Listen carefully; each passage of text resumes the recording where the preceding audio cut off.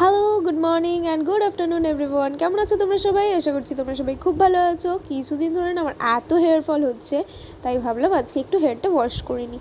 তাই সকাল সকাল ঘুম থেকে উঠে ফার্স্টে জল খেয়ে নিলাম, আর তারপরেই মা আমাকে দিয়েছিল চা আর বিস্কিট।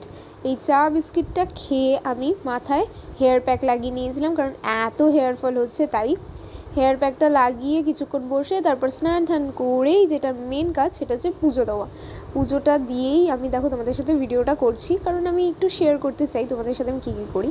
তারপর মাথায় একটু সিরাম লাগিয়ে নিয়েছি যাতে চুলটা ঠিকঠাক থাকে, কারণ নইলে আমার চুল বড্ড এলোমেলো হয়ে যায় আর মানে জট পাকিয়ে যায়।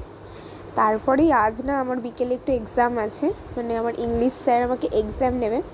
তো এত পুরো পড়া দিয়েছে, সেমিস্টার আসলেই আমার ভয় লাগে, এত পড়া আমার দেখলেই ভয় লাগে। দেখো কত পড়া, তারপর এখনও এই দেখো এই ফাইলটার মধ্যে আরও ভর্তি ভর্তি। আমার এত ভয় লাগছিল, ভয়কে জয় করে নিয়ে তোমাদের সাথে ভিডিওটা শেয়ার করলাম।